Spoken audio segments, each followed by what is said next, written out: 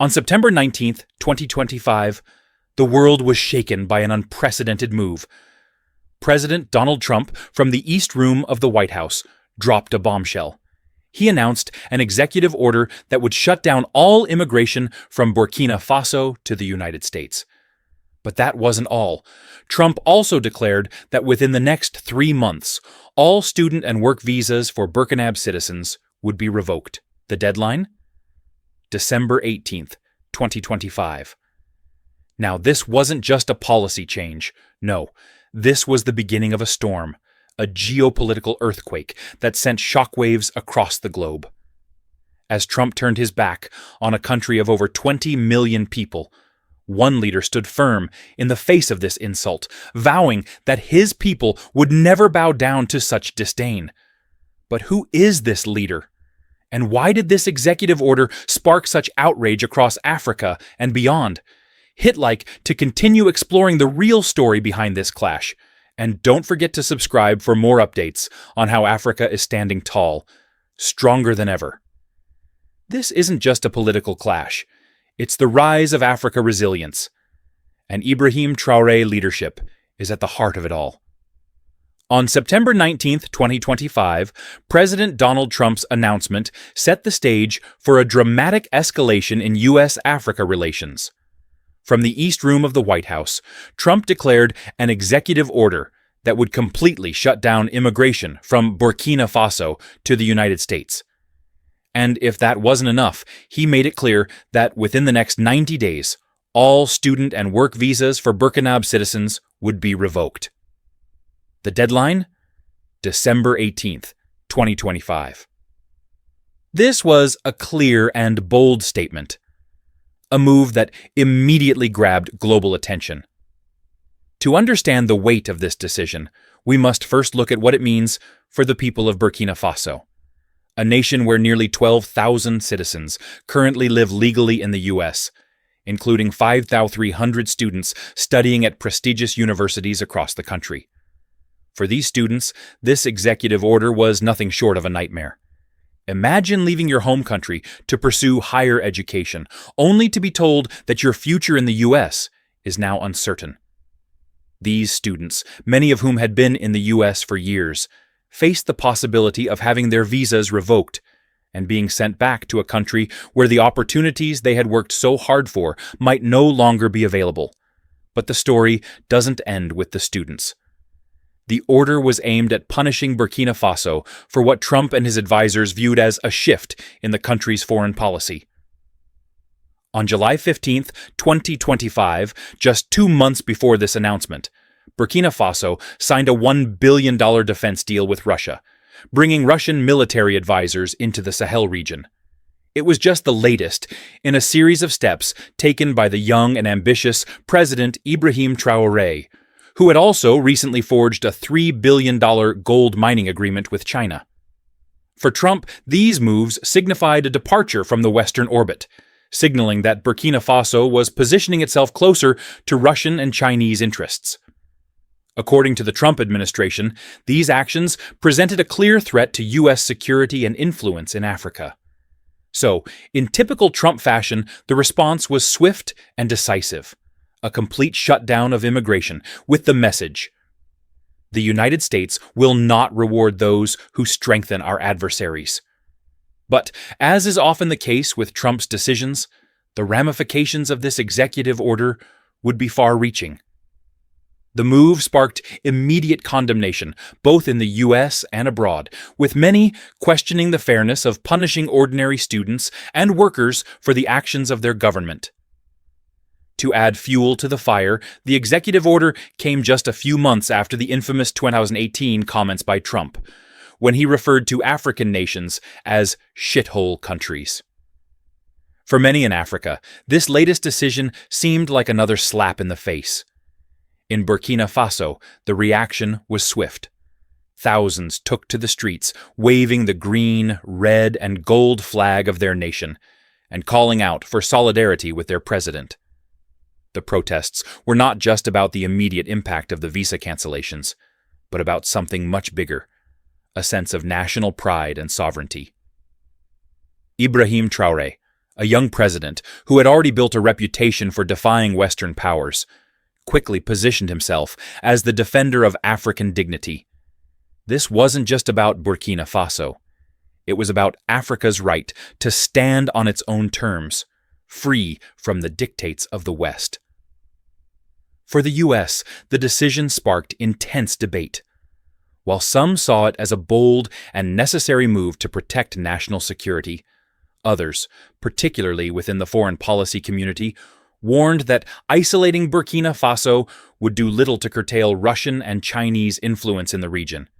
Instead, it risked alienating an entire generation of young Africans who had come to the U.S. in search of opportunity and education. And yet, the Trump administration remained undeterred. Within hours of the announcement, federal agencies had begun preparing to implement the new policy. The Department of Homeland Security issued internal instructions for consulates in Ouagadougou, Bamako, and Niamey to stop issuing new visas immediately. For the students who had hoped to start their studies in the U.S., the dream of a new life was beginning to unravel. Families back in Burkina Faso, who had sacrificed everything to send their children to study abroad, were now facing the grim possibility of having to bring them home. The decision also had economic implications.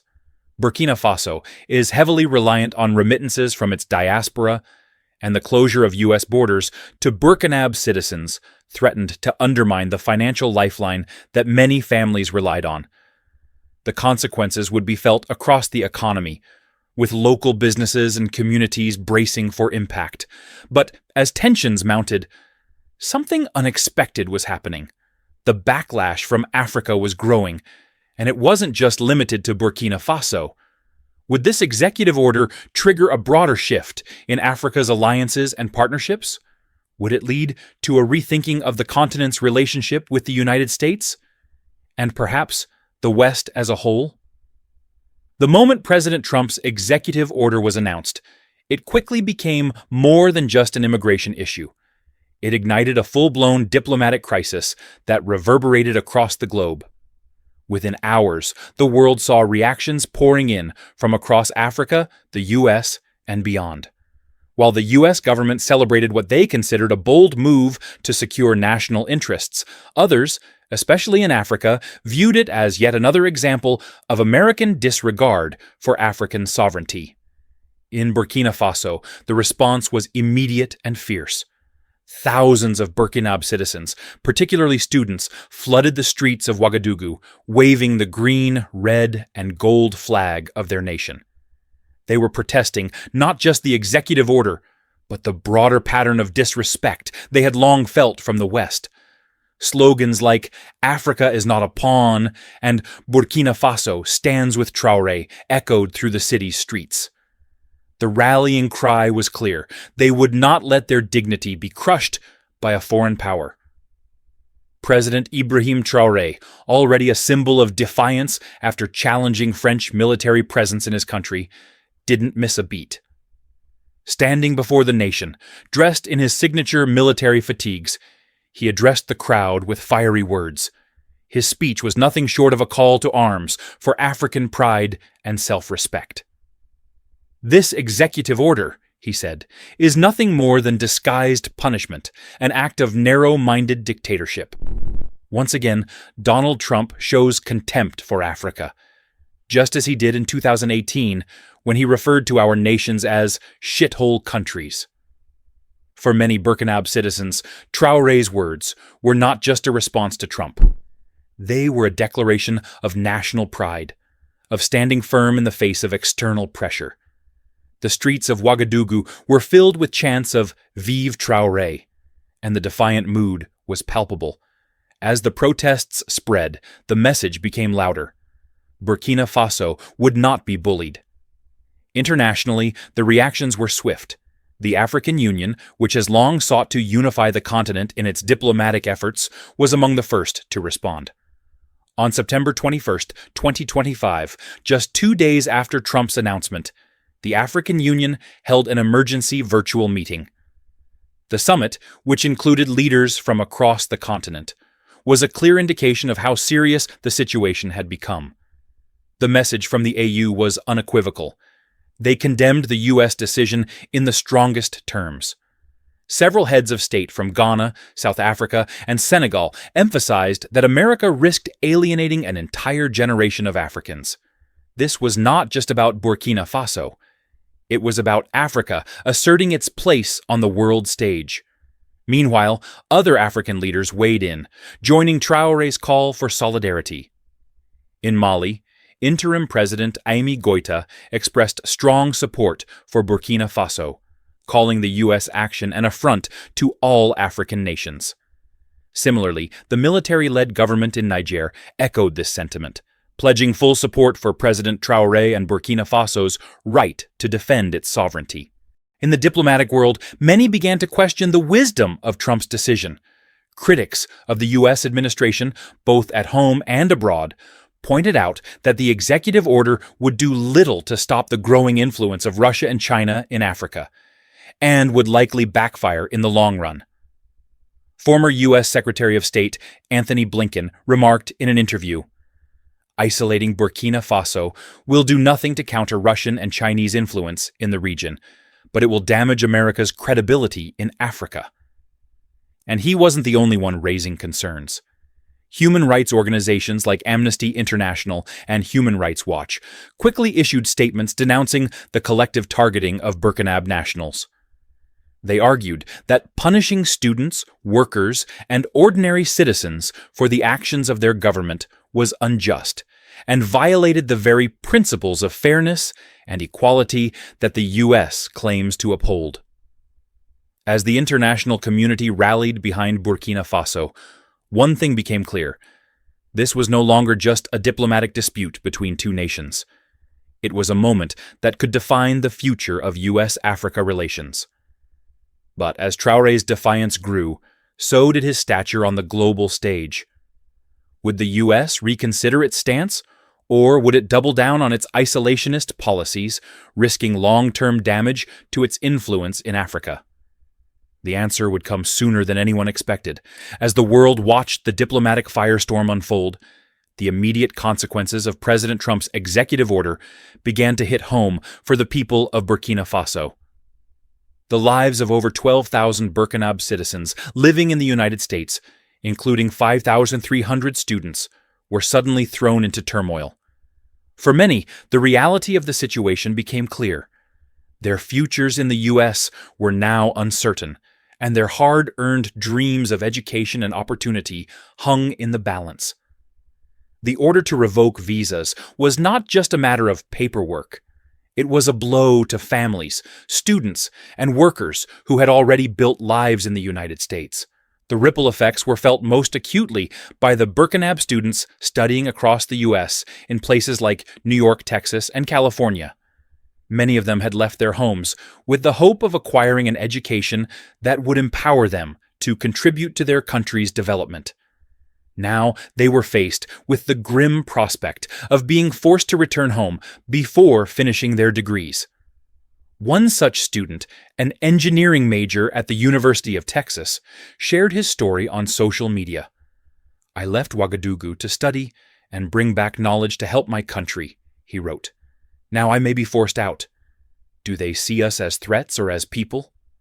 His words echoed the sentiments of thousands of other Burkinab students who felt as though they were being unfairly punished for something they had no control over.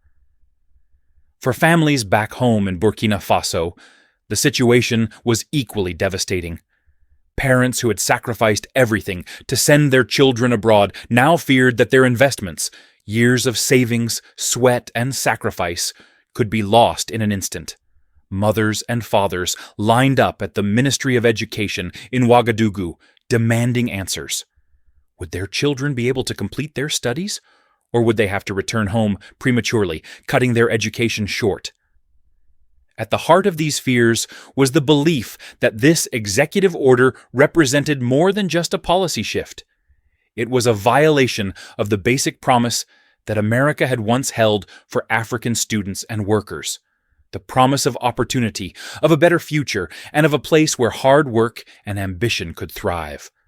For many Burkinab citizens, the decision felt like a betrayal, as if the doors of opportunity that had once been open to them were now being slammed shut without warning.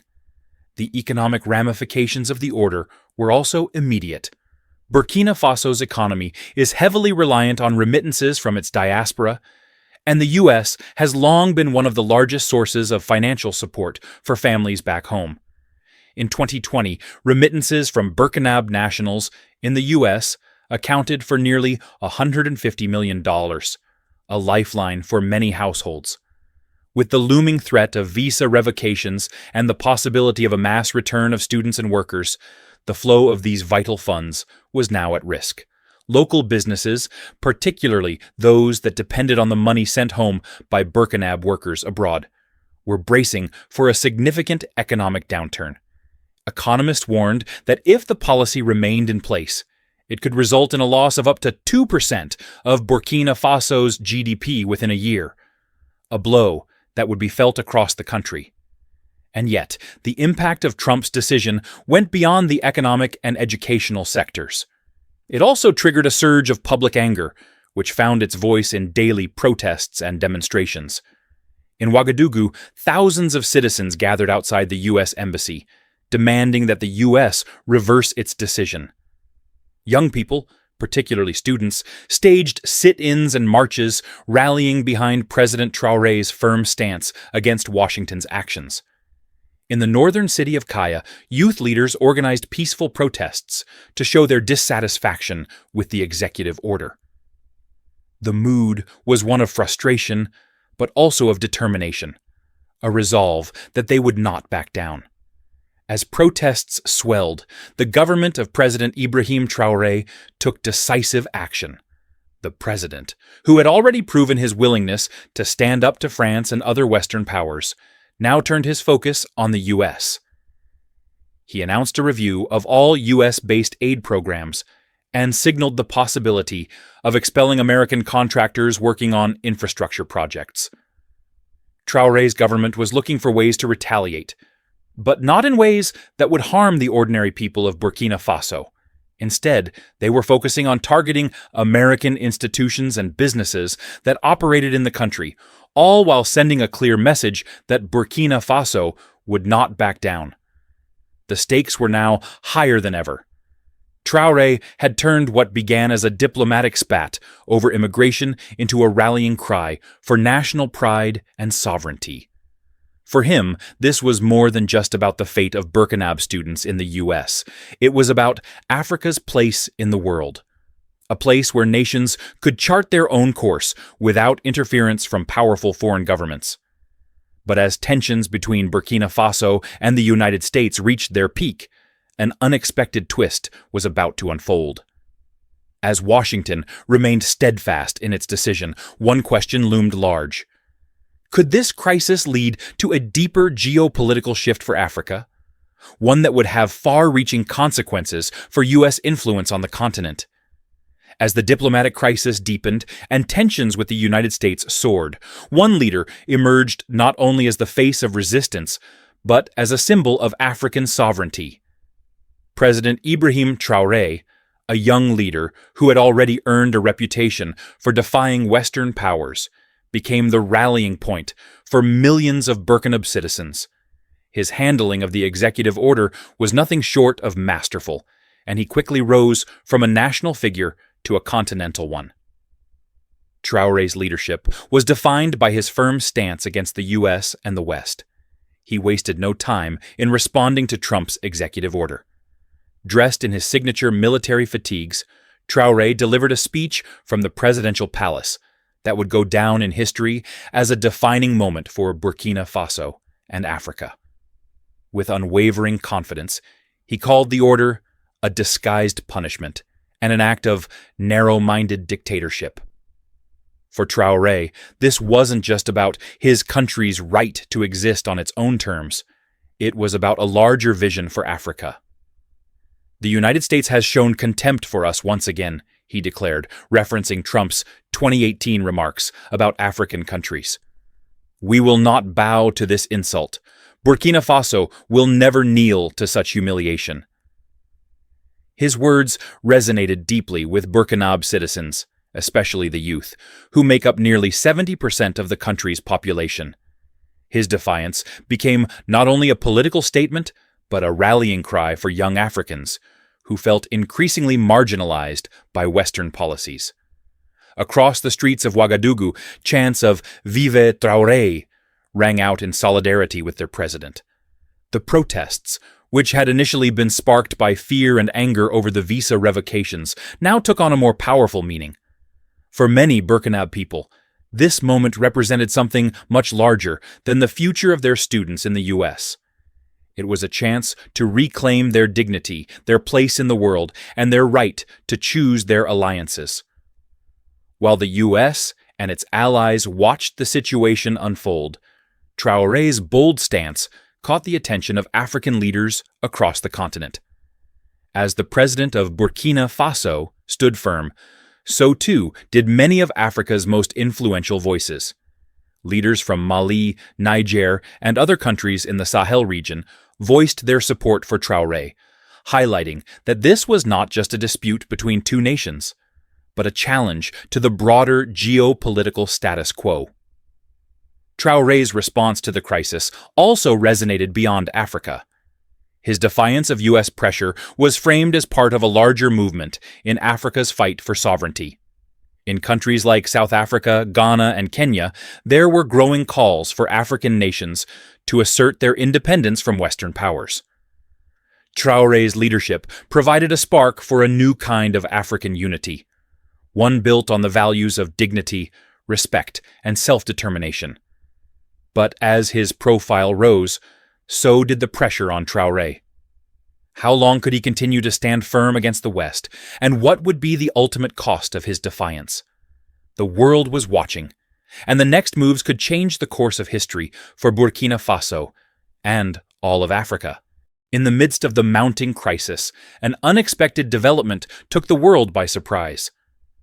As the diplomatic standoff with the United States reached its peak, Burkina Faso's leadership took bold action, securing a game-changing alliance with two global powers, Russia and China. On October 10, 2025, just 3 weeks after the executive order was announced, Burkina Faso unveiled a new trilateral pact with Russia and China that would dramatically reshape the country's geopolitical future. The agreement, which had been quietly negotiated in the aftermath of Trump's executive order, was comprehensive and far-reaching. It included not only defense and mining deals, but also a sweeping education and technology exchange program. Under the terms of the pact, 10,000 Burkinab students would be offered scholarships to study in Moscow, Beijing, and Shanghai, with funding guaranteed for the next decade. This was a direct countermeasure to the U.S. policy that had threatened to cut off educational opportunities for Burkinab students in the United States. For President Ibrahim Traoré, the trilateral pact represented a brilliant political triumph. By turning the rejection from Washington into an opportunity for new alliances, he positioned Burkina Faso not as a victim of Western sanctions, but as a sovereign player capable of shaping its own future. The partnership with Russia and China was a clear statement that Burkina Faso, and by extension Africa, was no longer reliant on the West for its future. Instead, they were forging their own path, building relationships with nations that respected their sovereignty and offered real opportunities for growth. The pact's implications were not just limited to Burkina Faso. Across Africa, leaders began to take notice. Traoré's defiance and his ability to pivot away from the U.S. and toward Russia and China sent a powerful message to other African nations. Africa could no longer afford to remain dependent on Western powers. It was time to explore new relationships, and the U.S. risked losing its influence over the continent if it continued to treat Africa as an afterthought. The significance of the pact was also not lost on Moscow and Beijing. For Russia, the agreement with Burkina Faso was a chance to expand its influence in the Sahel, a region rich in natural resources and strategically important. Russia's involvement in the region had been growing in recent years, and the Burkina Faso partnership was another step in strengthening ties with countries seeking alternatives to Western dominance. China, on the other hand, had long been expanding its footprint in Africa through investments in infrastructure, mining, and trade. The $3 billion gold mining agreement with Burkina Faso, signed earlier in 2025, was just the beginning of a larger strategy to secure access to Africa's vast natural resources. In the U.S., the response was mixed. Some analysts viewed the pact as a direct challenge to American influence in Africa, a sign that Trump's hardline policies were pushing Africa further into the arms of Russia and China. Others, however, warned that this shift could have long-term consequences for the United States standing in Africa and the wider world. The U.S. had prided itself on being Africa's partner of choice for decades, but now it appeared that Africa was looking elsewhere. As the Trilateral Pact was officially signed, the power dynamics in Africa shifted. Burkina Faso had turned what was meant to be a punishment into a powerful opportunity. But what would this mean for the future of U.S.-Africa relations? Would this new alliance with Russia and China accelerate Africa's pivot away from the West? The world was watching, and the next phase of this geopolitical drama was just beginning. As the crisis between Burkina Faso and the United States unfolded, it became much more than a dispute over immigration policy. What began as an executive order aimed at punishing one country for its foreign policy choices ended up triggering a dramatic shift in the global geopolitical landscape. President Ibrahim Traoré, who had already made his mark as a leader unafraid to stand up to Western powers, emerged from this conflict as a champion of African pride, dignity, and sovereignty.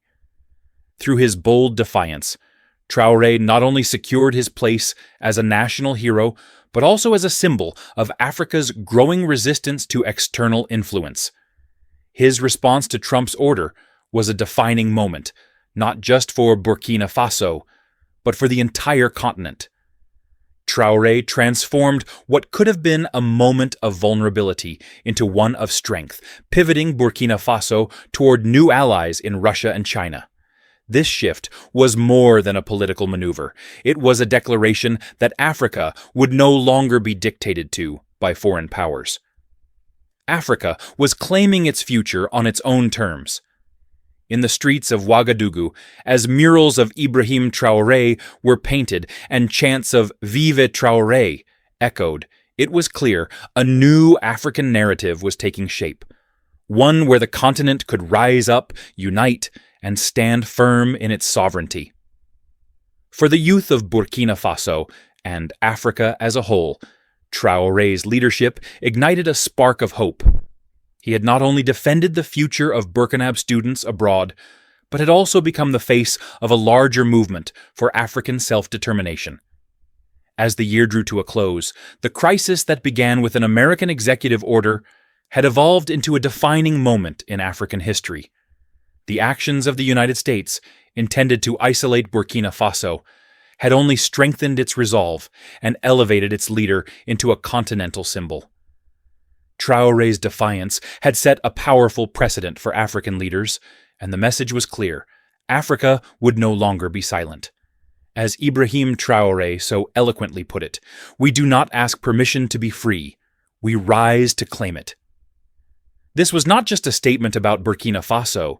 It was a rallying cry for Africa, for its people, its leaders, and its future. Do you believe that the courage of Ibrahim Traoré represents Africa's true voice?